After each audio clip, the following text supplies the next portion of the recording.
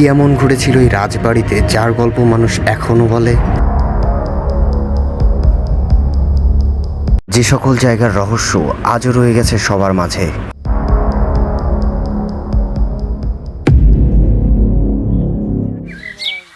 নাটোরের এই নীরব প্রাসাদ আজ দাঁড়িয়ে আছে ইতিহাসের সাক্ষী হয়ে।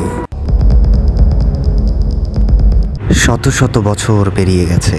এক সময় এখানেই ছিল ক্ষমতা, সম্পদ, রাজনীতি আর রাজ পরিবারের ব্যস্ততা।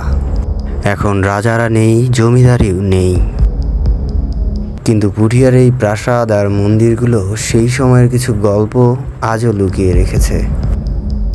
এটা কি শুধু একটা রাজবাড়ি, যার কিছু গল্প ইতিহাসের পাতায় লেখা আর কিছু গল্প ছড়িয়ে ছিটিয়ে আছে মানুষের মুখে মুখে?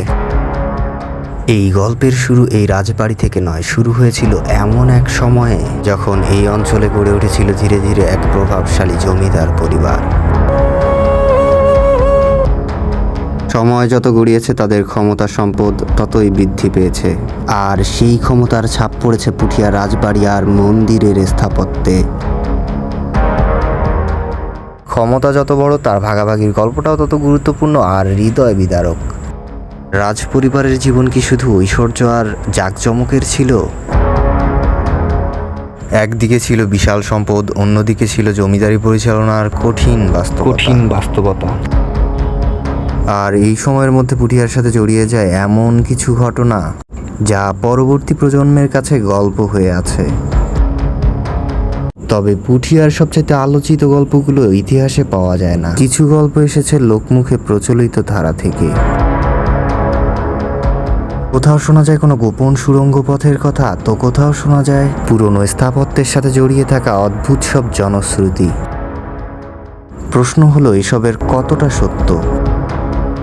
পুঠিয়া জমিদারির ইতিহাস শুরু হয় আনুমানিক 1700 শতকের শুরুতে মুঘল আমলে। এটি ছিল বাংলার প্রাচীন জমিদারিগুলোর একটি। প্রচলিত ঐতিহাসিক বিবরণ অনুযায়ী মুঘল সেনাপতি মানসিংহের সময় আফগান জমিদার লস্কর খানের পরাজয়ের পর পীতাম্বর নামে এক ব্রাহ্মণকে এই অঞ্চলের জমিদারি দেওয়া হয়। পরে তার ভাই নীলাম্বর রাজা উপাধি লাভ করে। এখান থেকেই পুঠিয়া রাজবাড়ির উত্থান। 1744 সালে এই জমিদারি উত্তরাধিকারীদের মধ্যে ভাগ হয়ে যায়। বড় ছেলে পান 5.5 আনা অংশ, আর অন্য 3 জন পান 3.5 আনা করে। আজ যে বিশাল 2 তলা পুঠিয়া রাজবাড়ি আমরা দেখি, সেটি প্রাচীনতম রাজবাড়ি নয়।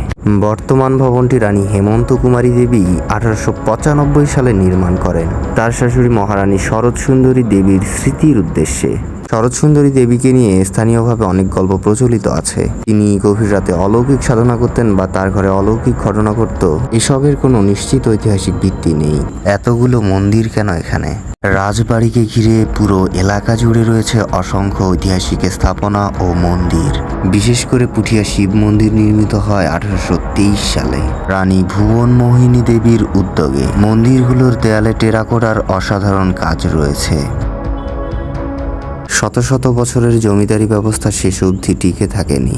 1950 সালে east Bengal state acquisition and tenancy act এর মাধ্যমে জমিদারি বিলুপ্ত এবং রাজ এস্টেটেরও অবসান ঘটে। পুঠিয়া রাজবাড়িকে ঘিরে গোপন সুড়ঙ্গ বা পাতাল পথের গল্প শোনা যায়। কেউ বলেন বিপদের সময় এগুলো পালানোর পথ হিসেবে ব্যবহার হতো, যদিও প্রত্নতত্ত্ব অধিদপ্তর এগুলোকে বাতাস চলাচলের পথ হিসেবে ব্যাখ্যা করেছে। প্রচলিত গুপ্তধনের গল্প। রাজ পরিবারের বিপুল সম্পদ কোথায় গেল? এই প্রশ্নে ভর করেই হয়তো জন্ম নিয়েছে দিঘির তলার গুপ্তধনের গল্প, যা অমীমাংসিত।